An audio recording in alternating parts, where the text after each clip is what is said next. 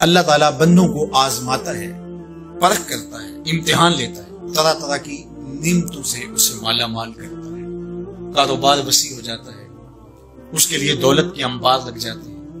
دنیاوی مال و اسباب اس کے لیے جمع ہو جاتا ہے، منصب ملتا ہے، عہدہ ملتا ہے، اقتدار ملتا ہے، شان و شوکت ملتی ہے، لوگوں کے دلوں میں اس کا گھر بنتا ہے، تو اس کے ذہن میں یہ بات آتی ہے کہ میرے رب نے مجھے جو عزت دی ہے میں اس کا استحقاق رکھتا تھا، اور میں اگر اس لائق نہ ہوتا تو مجھے کیوں نوازا جاتا، تو گویا میرا رب میرے اوپر راضی ہے۔ اور پھر جب محفل نعت میں مہمان خصوصی بھی بن گئے تو پھر تو ان کے نفس کو اور تسکین مل گئی۔ جب پیر صاحب نے بھی ان کو ہی اہمیت دی تو پھر انہیں لگا کہ واقعہ ہی ہمارا رب ہم پہ راضی ہی ہے، تبھی تو ہمیں مذہبی طبقوں کے اندر بھی اہمیت مل رہی ہے، حالانکہ وہ جانتے ہیں کہ ہم نے یہ دولت کیسے حاصل کی ہے، وہ جانتے ہیں کہ ہمیں سجدے کی توفیق نصیب نہیں ہے، وہ جانتے ہیں کہ آج اس محفل میں مہمان خصوصی سے تو کل ہم شراب کھانے میں تھے، انہیں پتا ہے، لیکن اس کی طرف توجہ نہیں جاتی، سوچتے نہیں ہیں، بلکہ وہ یہ سمجھتے ہیں کہ ہمیں یہ جو عزت مل رہی ہے یہ اللہ تعالیٰ کی طرف سے ہماری کسی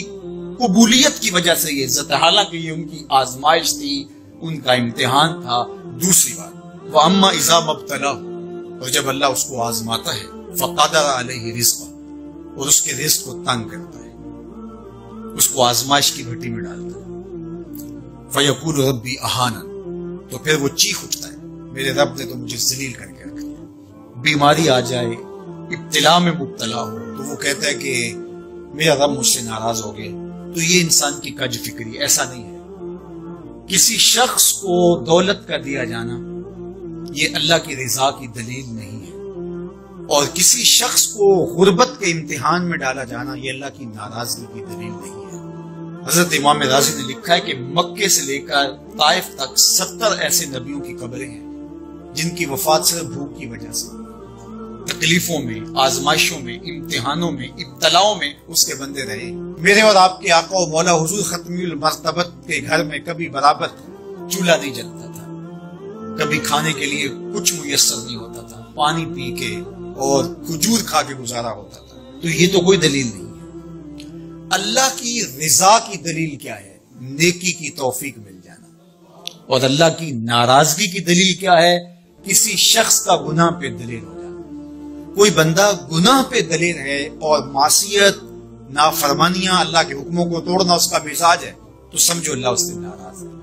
اور اگر کسی کو اللہ نے سجدے کی توفیق دی ہے، کسی کو اللہ نے اپنے راستے میں خلوص کے ساتھ خرچ کرنے کی توفیقات عطا کی،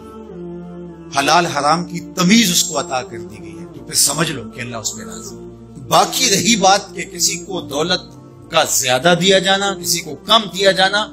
تو یہ آزمائش ہے۔